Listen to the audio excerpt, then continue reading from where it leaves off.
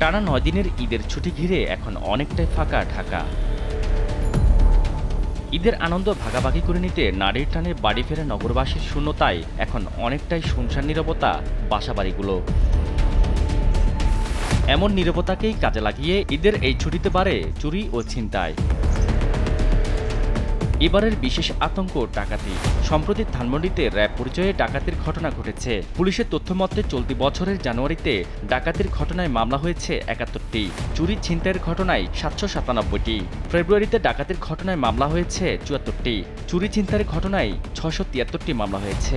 এমন পরিস্থিতিতে পুলিশের ওপর হামলা সহ বিভিন্ন ঘটনায় পুলিশের মনোবল ভেঙে দেয়ায় ভরসা পাচ্ছে না নগরবাসী। অনিয়মিত সরকার, তারপরে বাংলাদেশের উপর বিভিন্ন আন্তর্দেশীয় এবং আন্তর্জাতিক চক্রান্ত চলতেছে, অর্থাৎ কিছুটা নিরাপত্তা ঝুঁকি তো আছেই। চুরি ডাকাতি হচ্ছে, মানুষ খুব বেড়ে গেছে, মানুষ খুব সেভে চলতেছে। সন্ধ্যার পরে তো আমরা বাইরেই না ভয়ে। দেশে পুলিশের নিরাপত্তাও তো আমরা অত পাচ্ছি না, এখনও তো অনেক রকমেরই দুর্ঘটনা ঘটতেছে। যতটুকু তাদের দায়িত্ব সেটা যেন তারা সঠিকভাবে পালন করে, তাহলে আমরা একটু নিশ্চিন্ত থাকতে পারবো। পুলিশরা যারা আছে, পুলিশ কর্মকর্তারা, ওরা তাদের দায়িত্ব ঠিক মতো পালন করবে এবং আমরা আরও প্রফুল্লভাবে ঈদটা পালন করতে পারবো।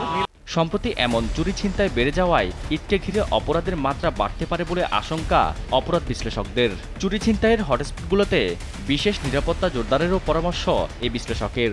ডাকাতি কিংবা ছিনতাই বা চাঁদাবাজি যেগুলো বেশি হয়, এরকম ঢাকার শহরে ৫ থেকে ৬০টি এলাকা আছে। সেই এলাকাগুলোতে পুলিশের টহল কার্যক্রমকে জোরদার করা, পুলিশের সোর্সগুলোকে বাড়ানো, পাশাপাশি পুলিশ যে অক্সিলারি ফোর্সের কথা বলছে, যথাযথ মনিটরিংয়ের মাধ্যমে যদি সেই অক্সিলারি ফোর্সকে তারা কাজে লাগাতে পারে, তাহলে কিন্তু এখান থেকে একটা ভালো ফলাফল আসবে। তবে পুলিশ সদর দপ্তর থেকে জানানো হয়েছে, এবার ঈদকেন্দ্রিক নিরাপত্তায় সর্বোচ্চ সংখ্যক পুলিশ সদস্য দায়িত্বে নিয়োজিত থাকবে। সারা দেশে নেওয়া হয়েছে নিশ্ছিদ্র নিরাপত্তা ব্যবস্থা। ডিএমপি জানায়, এবার প্রথমবারের মতো নগরীর নিরাপত্তায় পুলিশের সঙ্গে মাঠে থাকছে ৪২৬ জন অক্সিলারি পুলিশ, যারা বিভিন্ন বেসরকারি প্রতিষ্ঠান ও এলাকার নিরাপত্তা কর্মী। তারা মূলত পুলিশের সহায়ক হিসেবে তথ্য এবং অপরাধীদের আটকে সহায়তা করবে।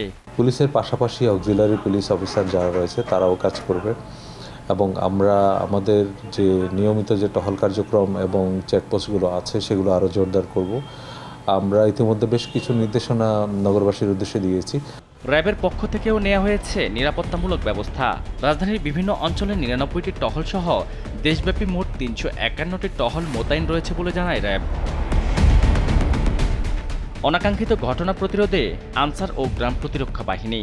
আমাদের প্রায় ৫,০০০ অঙ্গীভূত আনসারদের ক্যাম্প আছে, যেখানে প্রায় ৫৫,০০০ লোক আমাদের সদস্য অঙ্গীভূত আছে। এগুলো ঈদের সময় যাতে সকল সংস্থা বা কেপিআর যাতে নিরাপত্তা নিশ্চিত থাকে, সেজন্য আমাদের লোকজন কাজ করে যাচ্ছে।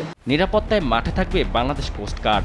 এছাড়াও পাবলিক অর্ডার ম্যানেজমেন্ট পুলিশ দল, এপিবিএন, ডিএমপির counter terrorism and transnational crime unit, গোয়েন্দা পুলিশ মিলিয়ে মোট ১৫,০০০ পুলিশ আইনশৃঙ্খলা নিয়ন্ত্রণে কাজ করবে। এছাড়াও যে কোনো পরিস্থিতি নিয়ন্ত্রণে পুলিশ প্রশাসনের পাশাপাশি মাঠে থাকবে সেনাবাহিনী।